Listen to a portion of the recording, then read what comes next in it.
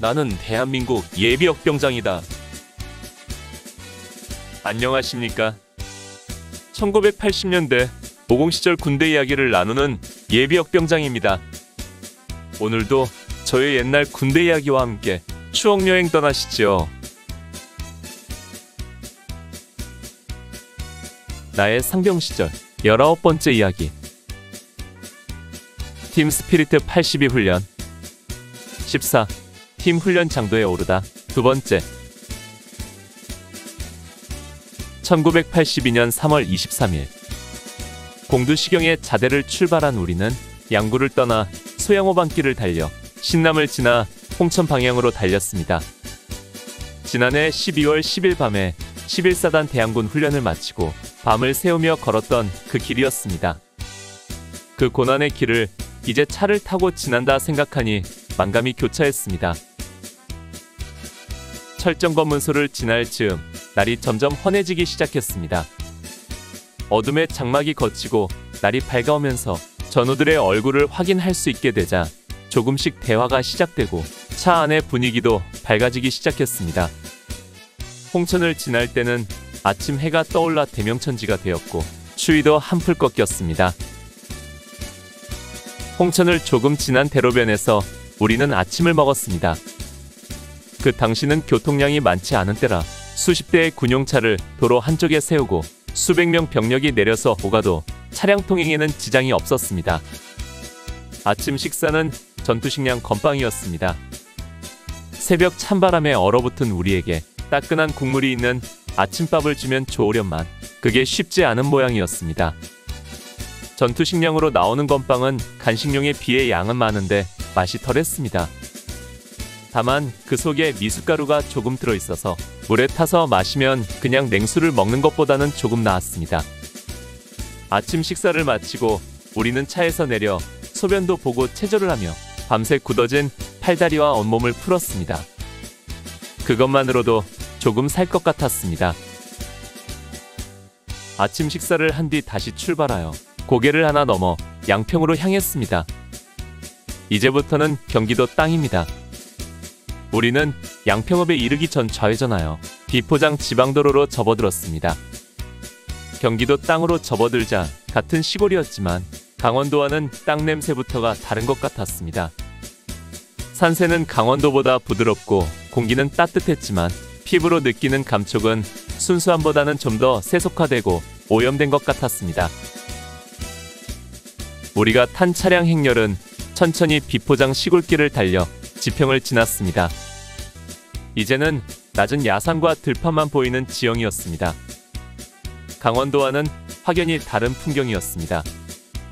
여주군 대시면을 지나 한참을 더 달려 남한강 여주대교를 건너 여주읍을 지났습니다.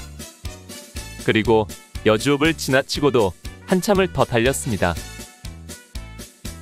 1982년 3월 23일 화요일 팀 스피리트 82 훈련을 위해 공두시에 자대를 출발한 우리는 중간에 아침 식사를 위해 1시간 정도 휴식한 것을 제외하고 9시간 정도를 달려 여주읍을 지나 여주군 금사면 한들판에 도착했습니다.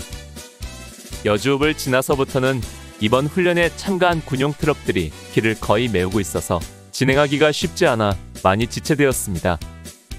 차량은 논바닥에 정차하고 우리를 하차시켰습니다. 낮 12시 우리는 어느 이름 모를 들녘에 도착하여 하차했습니다. 아직 농산일이 시작되지 않은 너른 논이 있는 평야지대였습니다. 우리는 각자 자기 군장과 장비와 화기를 챙겨들고 차에서 내려 집합한 뒤 인원 파악을 마치고 도보로 이동하기 시작했습니다. 제법 큰 냇물을 끼고 마차가 다닐만한 마을길을 따라 그렇게 한참을 갔습니다. 들녘은 봄빛이 완연했습니다. 강원도에서 느끼지 못했던 온화한 기운이 온몸을 감쌌습니다. 개울가의 버들강아지도 제법 물이 올라 있었습니다. 한참을 들어가 길을 가면서 본 마을 표지판은 이곳이 여주군 금사면 도곡리라는 것을 알 수 있었습니다. 우리가 가는 길 주변에는 이미 많은 미군들이 작전을 수행하고 있었습니다. 그들의 철모에는 우리와 같은 청색 끈을 모두 두르고 있었습니다. 그들도 우리와 같은 청군에 소속된 미군들인 것입니다. 이번 훈련에는 미군도 사상 최대인 6만여 명이 참가한다고 했습니다. 공중에서는 500MD 헬기가 기총소사를 하고 지면에서는 미군들이 기관총과 개인화기를 들고 논밭을 누비며 뛰어다니고 있었습니다. 사실 팀 스피리트 82 훈련은 이미 지난 2월 13일에 개시되어 있었습니다. 한 달이 넘는 동안 미군들의 화력 시범과 한미 연합 상륙 훈련과 화력 운용 등 갖가지 훈련을 진행했고 현재는 훈련 막바지에 보병을 투입한 최후의 지상전으로 접어들고 있는 상황이었습니다. 우리 부대는 이 막바지에 지상전의 주력 부대로 투입되어 참여하게 된 것입니다. 나는 이동하면서 M60 기관총을 들고 가는 미군들을 유심히 보았습니다. 내가 듣기에 미군들은 기관총을 소총처럼 앞에총 자세로 들고 공격 앞으로 한다는 소리를 들었기 때문입니다. 그러나 미군들도 우리처럼 어깨에 걸치거나 운반 손잡이를 들고 뛰어가고 있었습니다.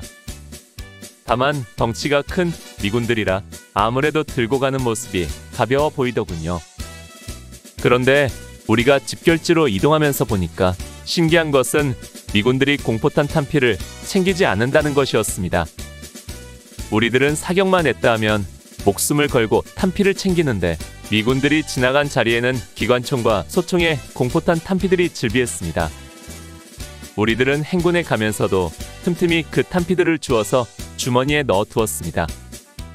우리도 기관총 한정당 400발, 분대당 800발의 공포탄이 지급되었으므로 아무리 잘 챙긴다고 해도 결국 숫자가 부족할 것이기 때문에 미리 예비로 확보해 두려는 것이었습니다. 우리는 시골 소록길을 따라 1시간 정도를 걸어 들어갔습니다. 한참을 들어가다가 좌측으로 내물을 건너는 작은 다리가 있는 곳에 공터에 집합했습니다. 그리고 중대장의 간단한 훈시를 들었습니다. 여기까지 이동하느라 고생 많았다. 좌편으로 보이는 야산이 우리의 집결지이다.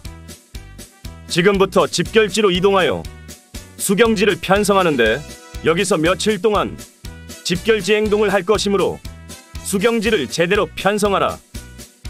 또한 몇 가지 주의사항을 전달하겠다. 첫째는 대민 접촉을 절대 금한다. 민가를 찾아가거나 가게집 출입을 절대 하지 마라. 만약 이를 어길 시에는 곧바로 입창 조치한다. 둘째는 여기가 곧 전쟁터임을 명심하고 군기를 지키고 전시행동요령에 따라 군인답게 행동하라. 자대에서 교육받은 내용을 숙지하여 그대로 실천하라. 셋째는 언제 어떤 상황이 발발할지 모르므로 항상 긴장하고 비상이 발령되면 즉시 출동할 태세를 갖추고 있어야 한다. 이상. 오늘 추억여행에 함께 해주셔서 감사합니다. 다음 이야기를 기대해 주시고 구독과 좋아요 부탁드립니다. 당백